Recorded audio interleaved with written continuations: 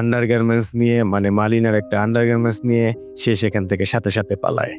এবং আমরা দেখতে পারি সে রাতের বেলা সে আন্ডারগার্মেন্টসটা নিয়ে নাড়াচাড়া করতেছে এবং মালিনাকে অনুভব করতেছে এবং সেই আন্ডারগার্মেন্টসটা সে মুখে স্পর্শ করে এবং মালিনাকে অনুভব করে।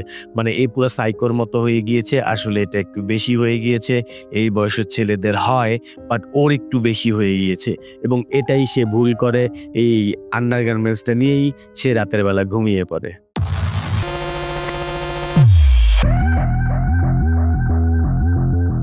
এরপরেই আমরা দেখতে পারি সকালবেলা রেনেটোর বাবা এসেছে তাকে ঘুম থেকে উঠানোর জন্য, কিন্তু সে দেখতে পায় তার ছেলের মুখে সেই আন্ডারগার্মেন্টসটা এবং এটা দেখার পরেই তো শুরু হয়ে যায় সেই এক তুমুল কাণ্ড।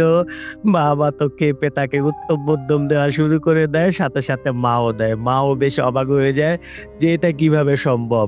তো মা তো উত্তম মধ্যম দেয়, বাবাও দেয়, ভাই বোন সবাই মিলেই দেয়। তো এক পর্যায়ে মা তখন সে আন্ডারগার্মেন্টসটা নিয়ে বাথরুমে জ্বালিয়ে দেয় এবং বাবা তাকে ঘরবন্দি করে ফেলে, কারণ এটা আসলে সীমা অতিক্রম করে ফেলেছে। বাবা মা সেটা বুঝতে পারে। এভাবে ৩-৪ দিন তাকে ঘর থেকে বের হতে দেওয়া হয়নি এবং তার খাবারটাও দরজার নিচ দিয়ে দেওয়া হয়েছে।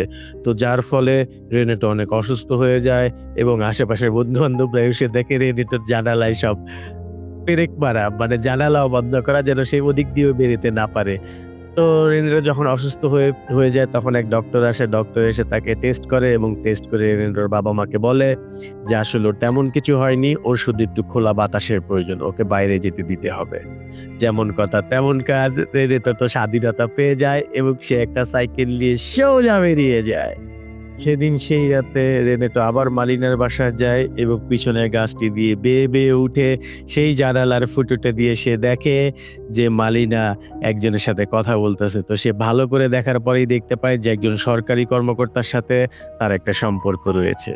সেই লোকটা যখন মালিনার কাছ থেকে বিদায় নিয়ে বেরিয়ে যাচ্ছিল তখনই আমরা বাইরে দেখতে পাই আরেকজন লোক আসতেছে এবং সেও সরকারি কর্মকর্তা এবং সে তার একটু উপরের লেভেলের। তখন সে বলে, তুমি এখানে কি করো? ও বলে, স্যার এমনি এসেছিলাম। বলে, না, মালিনা শুধু আমার, এখানে আর কারো আসা যাবে না। এই কথা বলার সাথে সাথে তারা দুজন মারামারি শুরু করে দেয়। আর এই সব কিছু দূরে বসে বসে রেনাটো দেখে আর হাসে।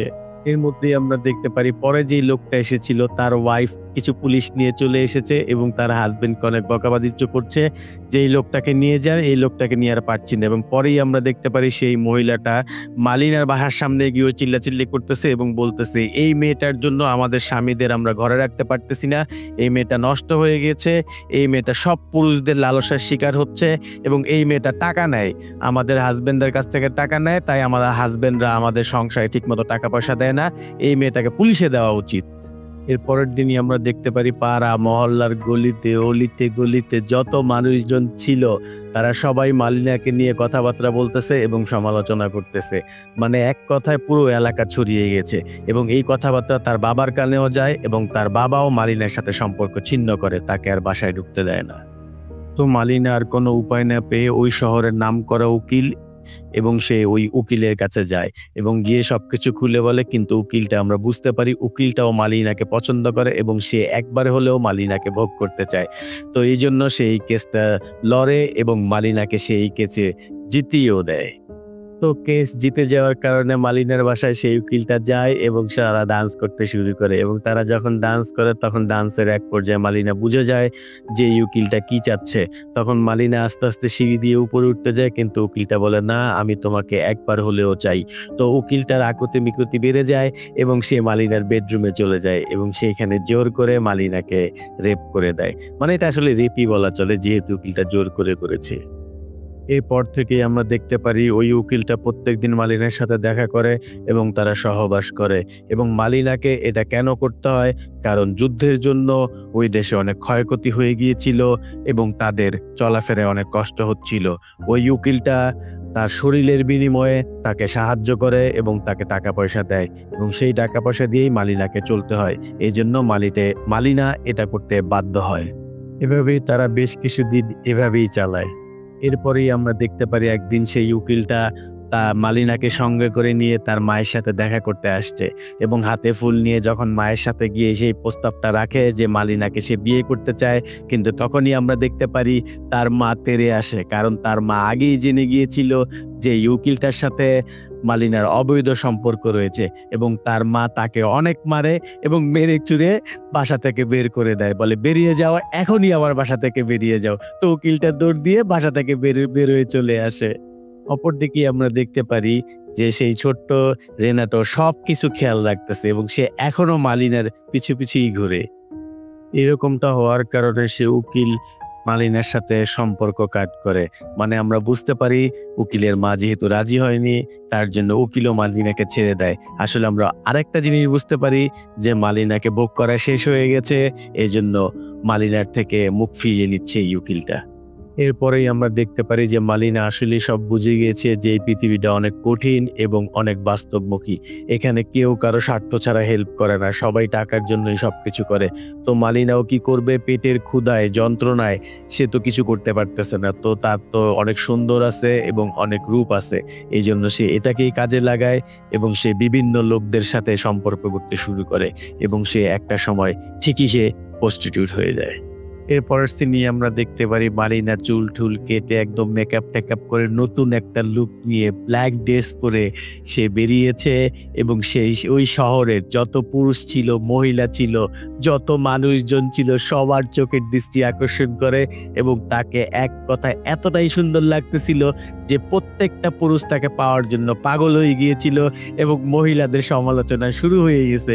তো সে আর কি করবে, সে সোজা হেঁটে গিয়ে একটা পুরুষদের টেবিলে বসে এবং ওইখানে কিছুক্ষণ বসে থাকার পরে সে ব্যাগ থেকে সিগারেট বের করে যখনই সে সিগারেটটা ধরাতে যায়, তখনই আমরা দেখতে পারি আশেপাশে যত পুরুষ ছিল সবাই যার যার লাইটার নিয়ে মালিনার সামনে এসেছে এবং তার সিগারেটে আগুন দেওয়ার জন্য সবাই রেডি।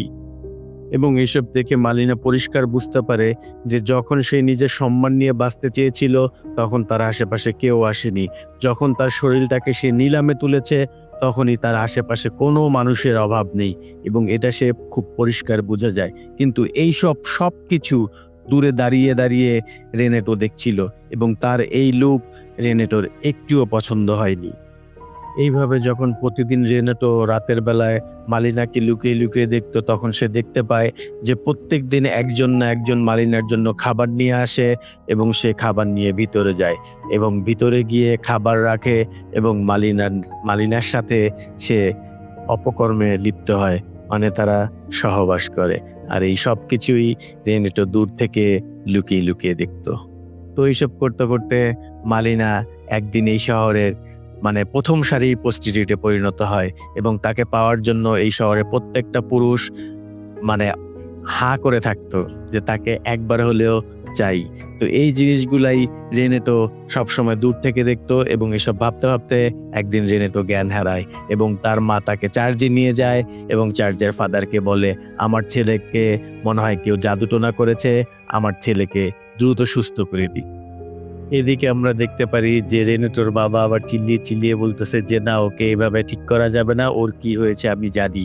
কারণ রেনেটোর বাবাই একমাত্র জানতো যে তার ছেলের কি হয়েছে। তো আমরা পরের দিনই দেখতে পাই তার ছেলেকে দিয়ে রেনেটোর বাবা একটা সেই জায়গায় নিয়ে যায়, মানে প্রস্টিটিউট ক্ষেত্রে। তো ওইখানে যখন রেনেটো যায় এবং রেনেটো যখন সবকিছু দেখে এবং সে নিজেকে বোঝার চেষ্টা করে এবং তার যত আশা আকাঙ্ক্ষা ছিল সেই জায়গা থেকে তার সবকিছু পূরণ হয়ে যায় এবং সে পুরোপুরি সুস্থ হয়ে যায় এবং আমরা দেখতে পারি পরের দিন সকালবেলায় সে পুরোপুরি সুস্থ। এর পরের সিনে আমরা দেখতে পাই যে এই শহরে অ্যালার্ট ফোর্সরা মানে আর্মিরা তারা তাদের যুদ্ধে জয়ী হয় এবং তারা খুব আনন্দ উল্লাস করতেছিল। কিন্তু সেই মুহূর্তে আমরা দেখতে পাই যে কিছু মহিলারা তখন তারা চিল্লিয়ে চিল্লিয়ে বলে যে এই শহরে যত প্রস্টিটিউট ছিল আমরা এখনই তাদের বের করে দিব। যেমন কথা তেমন কাজ, আমরা দেখতে পারি সব মহিলারা মিলে সেই প্রস্টিটিউট কেন্দ্রে ঢুকে যায় এবং ওইখান থেকে একজনকে ধরে এনে চুল টেনে রাস্তায় জামা কাপড় ছিঁড়ে অনেক মারধর করে। মানে এরকম মারধর করে যে তাদের অনেক দিনের ক্ষোভ জমেছিল, আজকে এই উল্লাসের মধ্যে তাদের এই ক্ষোভটা ঝেড়ে ফেলবে। তো আমরা দেখতে পারি যে সেখানে মালিনার মানে তাদের প্রথম টার্গেট ছিল মালিনা এবং তারা মালিনার চুল কেটে দেয়। ওইখানে রেনেটো সহ যত ধরনের পুরুষ লোকেরা ছিল তারা সবাই দেখে দেখে তাকিয়ে থাকা ছাড়া আর কোনো অপশন তাদের হাতে ছিল না, কারণ কেউ এগুতে পারতেছে না। কারণ আজকে মহিলারা মহিলাদের দিন, তাদের রাগ ক্ষোভ যা ছিল সব মালিনার উপরে ঝাড়ে। এই ঘটনার পরের দিন আমরা দেখতে পারি মালিনা সহ যত ধরনের ওই ধরনের মহিলারা ছিল তারা সবাই এই শহর ছেড়ে দেয় এবং এই সব কিছু দূর থেকে বসে বসে রেনেটো দেখতেছিল, কারণ তার তো কিছুই করার ছিল না, সে এখনো ছোট বাচ্চা। এর পরের সিনে আমরা দেখতে পাই যখন যুদ্ধ শেষ হয় তখন একটা গাড়ি দিয়ে শহরে একজন লোক এসেছিল, যেই লোকটাই ছিল মালিনার স্বামী নিনো। এবং আমরা আরো দেখতে পারি যে যুদ্ধে তার একটা হাত নষ্ট হয়ে গিয়েছিল, তার মানে তার একটা হাত কেটে ফেলেছিল, তার একটা হাতই ছিল। এবং আমরা আরো জানতে পারি যে যুদ্ধ চলাকালীন সময় নিনো কোথাও হারিয়ে গিয়েছিল এবং সে যখন ফিরে এসেছে তখন সে দেখে যে তার একটা হাত নেই এবং আর্মিরা যখন তাকে খুঁজে পায়নি তখন তারা তাকে মৃত ঘোষণা করে দিয়েছিল। এরপরের সিনে আমরা দেখতে পারি নিনো যখন তার বাড়িতে যায়, মানে গিয়ে তখন দেখে যে তার বাড়িতে তো মালিনা নেই, বরঞ্চ তার বাড়িতে বহু মানুষ আশ্রয় নিয়েছে, মানে তারা এখানে থাকে কারণ এখানে মালিনা নেই। এরপরেই আমরা দেখতে পারি নিনো শহরের অলিতে গলিতে সব জায়গায় মালিনাকে খুঁজে বেড়াচ্ছে, কিন্তু কোথাও সে খুঁজে পায় না। তো একজন দুইজন করে তার কানে চলে আসে যে তার ওয়াইফ একজন নাকি প্রস্টিটিউট ছিল। এই প্রস্টিটিউটের কথা শুনে নিনো অনেক অবাক হয়। তখন নিনো মনে মনে চিন্তা করে যে আমি কাদের জন্য যুদ্ধ করতে গিয়েছিলাম, এই দেশের মানুষের জন্য যারা আমার ওয়াইফকে এখন প্রস্টিটিউট বলতেছে। আমি এখন কি করব, আমার ওয়াইফকে আমি এখন কোথায় খুঁজে পাবো? সে এইসব চিন্তা করতে করতে পাগলের মতো হয়ে যাচ্ছে প্রায়। তখনই আমরা রেনেটোকে দেখতে পাই। রেনেটো নিনোকে কিছু বলতে চায়, কিন্তু তার এই পরিস্থিতি দেখে সে কিছু বলার সাহস পায় না, তো সে চুপচাপ থাকে। এর পরের সিনে আমরা দেখতে পাই রেনেটো নিনোর জন্য একটা চিঠি লেখে এবং সেই চিঠিতে সবকিছু ডিটেলস উল্লেখ করে। সেই চিঠিটা নিনোর বিছানার পাশে রেখে রেনেটো সেখান থেকে চলে যায় সাইকেল চালিয়ে। তখনই আমরা দেখতে পারি নিনো সেই চিঠিটা পড়ে এবং এই চিঠি পড়েই সে বুঝতে পারে যে মালিনা একমাত্র তারই ছিল, কিন্তু যুদ্ধের এই নির্মম পরিস্থিতিতে তাকে প্রস্টিটিউট হতে বাধ্য করেছিল সবাই, কিন্তু কিছু করার নেই। তো রেনেটো আরো লেখে যে আমি শেষবারের মতো তাকে মাসিলোনা নামের এক শহরে যেতে দেখেছি, সেই শহরের ট্রেনে উঠে সে বসেছিল। এরপর সে আর কোনোদিনই এই শহরে ফিরে আসেনি। এত কিছু জানার পরে নিনো সিদ্ধান্ত নেয় যে সে মালিনাকে ফিরিয়ে আনবে এবং সে সেই মাসিলোনা শহরের উদ্দেশ্যে বেরিয়ে যায়। এর পরের সিনে আমরা দেখতে পারি যে ক্যাস্টেলকুয়েটল শহর এখন স্বাধীন হওয়ার পরে সেই ঠিক আগের পর্যায়ে ফিরে এসেছে। এখানে সবাই উৎফুল্ল এবং সবাই সুখে শান্তিতে জীবনযাপন করতেছে, কিন্তু হঠাৎ করে তাদের সবার চোখ একটা কাপলের উপরে গিয়ে পড়ে, যেই কাপলটা আর কেউ না, এটা হচ্ছে মালিনা এবং নিনো।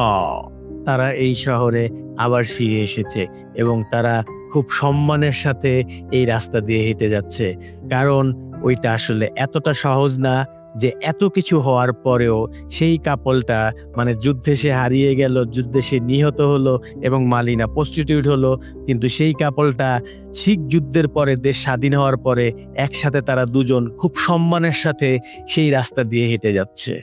এটা আসলেই সবাই পারে না।